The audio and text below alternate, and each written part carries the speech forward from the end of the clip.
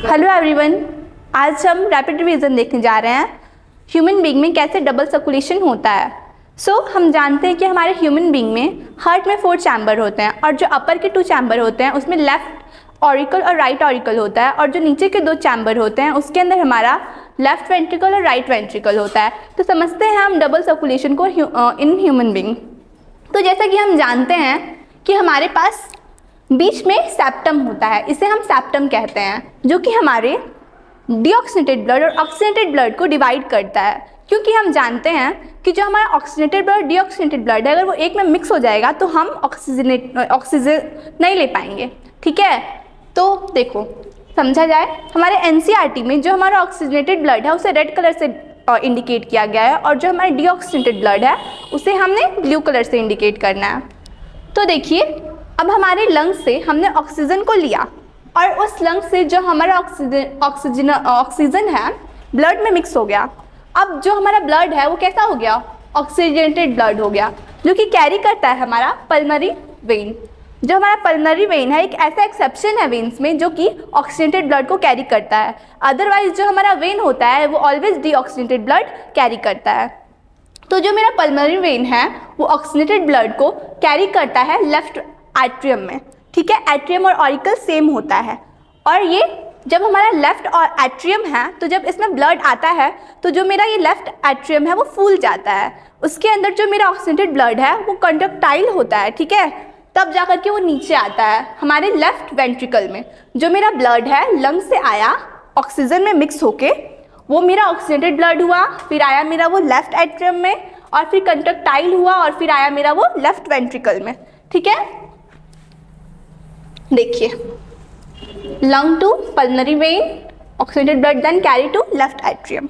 After that जो मेरा blood है वो लेफ्ट वेंट्रिकल में आता है कंडक्टाइल होके, और फिर जो मेरा लेफ्ट वेंट्रिकल है वो मेरा अरोटा, जो कि मेरा मेन आर्टरी कहा जाता है हमारे ह्यूमन बॉडी में।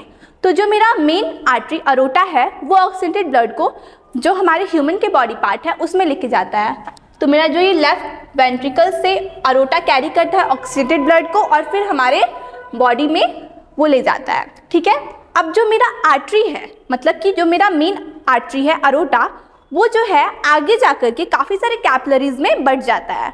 और जो मेरा ये कैपिलरीज है वो पहले तो ऑक्सीजनेटेड ब्लड लेके आता है, बट जो मेरा सेल है वो उससे जो मतलब कि मेरा डीऑक्सीनेटेड ब्लड है, मतलब कि जो मेरा CO2 कैरी करता है ब्लड, सेल से उसने CO2 को लिया।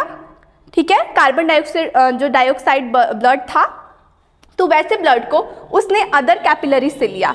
देखो, जब मेरा ब्लड आएगा ऑक्सीजनेटेड ब्लड से तो सेल्स में जाएगा, वो एनर्जी देगा।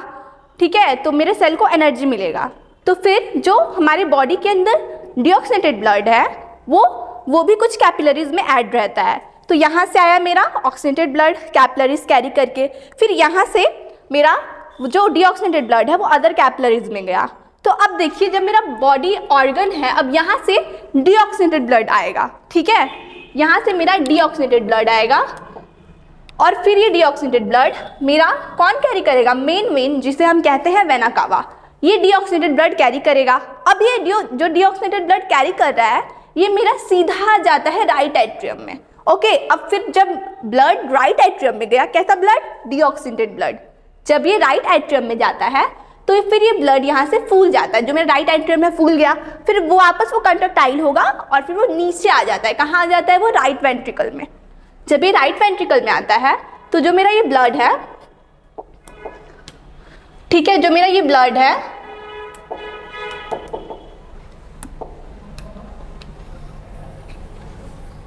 छोड़ो, ब्लू कलर नहीं आ रहा है। फिर जो ये राइट वेंट्रिकल है, फिर ये मेरा कौन कैरी करता है? Pulmonary artery. देखो, आर्टरी जो होता है वो ऑक्सीजनेटेड ब्लड कैरी करता है, बट जो मेरा पल्मोनरी आर्टरी है वो एक ऐसा एक्सेप्शन है आर्टरी का जो कि डीऑक्सीनेटेड ब्लड कैरी करता है। फिर जो मेरा ये पल्मोनरी आर्टरी है ये मेरा डीऑक्सीनेटेड ब्लड कैरी करेगा।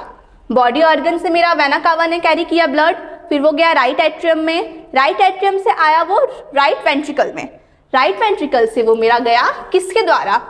पल्मोनरी आर्टरी के द्वारा। ठीक है, पल्मोनरी आर्टरी ने मेरा डीऑक्सीनेटेड ब्लड को कैरी किया और फिर ये लंग्स में गया।